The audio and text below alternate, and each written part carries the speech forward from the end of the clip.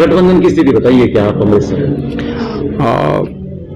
देखिए, मुझे लगता है कि गठबंधन संकट में है और गठबंधन में ये जो भयंकर संकट उत्पन्न हो रहा है, इसके दो कारण हैं। पहला है कि दलों को मिलाने की बात हो रही थी, लोगों ने दिल नहीं मिलाए, और कोई भी गठबंधन तब तक सफल नहीं होता जब तक नेताओं के दिल नहीं मिले।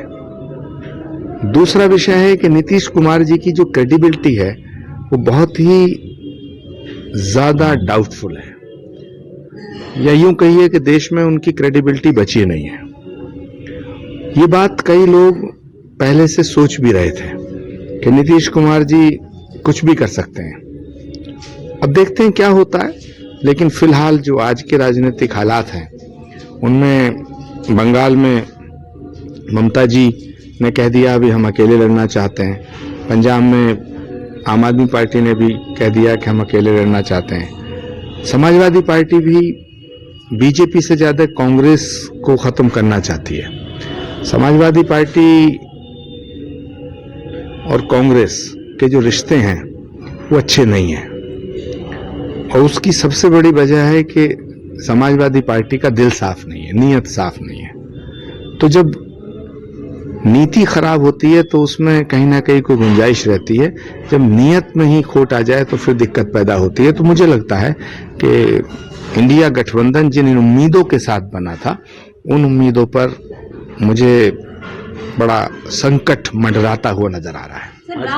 आज की स्थिति तो बिहार की है कि सरकार ही डाउन चली गई, सरकार गिरने वाली है।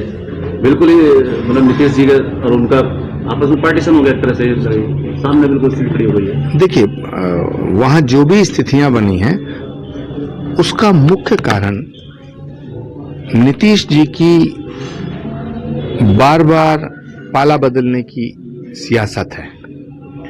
एक जमाना था वो लालू जी का विरोध करके सत्ता में आए, फिर वो एकदम एक रात में ही लालू जी के पक्ष में हो गए, फिर वो लालू जी के विरोध में आए, एक बार वो मोदी जी के साथ आ गए, फिर वो मोदी जी से अलग हो गए। नीतीश कुमार पर बीजेपी नेता सुशील कुमार मोदी ने कहा, मीडिया की खबरों पर हमारी नजर है, उचित निर्णय लिया जाएगा। मुझे नहीं पता नीतीश कुमार यहाँ रहेंगे कि वहाँ रहेंगे। मैंने दिल्ली में भी कहा था, राजनीति में कोई दरवाजा स्थायी रूप से बंद नहीं होता है, आवश्यकता अनुसार खुलता है और बंद होता है, समय आने पर जवाब दिया जाएगा। लेकिन नीतीश कुमार जी की जो क्रेडिबिलिटी है वो अब देश में बची नहीं है, और उसके लिए वो खुद जिम्मेदार है, उनके फैसले जिम्मेदार हैं। उनके फैसले से और उनकी हरकतों से जेडीयू की जो हरकतें हैं, जेडीयू के नेताओं की जो बातें हैं, उनसे ऐसा लगता है कि जो इंडिया गठबंधन नाम की एक नई उम्मीद विपक्ष को मिल रही थी, उस पर बहुत बड़े संकट के बादल मंडरा रहे हैं। कांग्रेस पार्टी को चाहिए कि पूरे देश में अकेले चुनाव लड़ने की तैयारी करे। इन बैसाखियों के सहारे इतना बड़ा युद्ध नहीं लड़ा जा सकता है।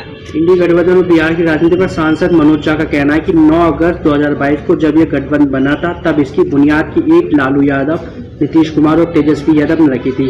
इस ईंट की तासीर थी कि हमें भाजपा की बहबूब और भ्रम वाली राजनीति को विराम देना है। सीएम नीतीश कुमार टीवी देख रहे होंगे, यकीन है वो जल्द इसका खंडन करेंगे। मुझे लगता है कि गंगा में बहुत पानी बह गया है, और अब जो है परिंदा उड़ने को तैयार है। तो उड़ते परिंदों को कौन बांध पाया है, कौन रोक पाया है? ये सत्ता की जो शतरंज है, ये पल पल रंग बदलती है, और मुझे लगता है कि नीतीश कुमार इस शतरंज के बहुत बड़े खिलाड़ी हैं, बहुत बड़े मौसम वैज्ञानिक हैं। बारिश कब होगी, ठंड कब होगी, राजनीतिक तूफान कब आएगा, ये वो भांप लेते हैं।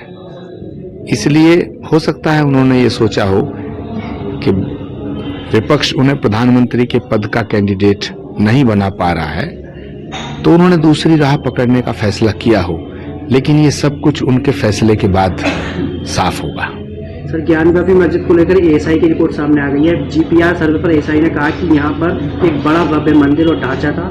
इससे पहले यहाँ मस्जिद से पहले मंदिर होने का दावा किया गया। देखिए, दावे से कुछ नहीं होता है, अदालत के फैसले पर डिपेंड करेगा। और भारत एक बहुत बड़ा लोकतंत्र है, भारत में एक न्यायपालिका है और न्याय अभी जिंदा है। अदालत के फैसले का इंतजार करना चाहिए, तब तक हल्की और तल्ख बयानबाजियों से बचना चाहिए।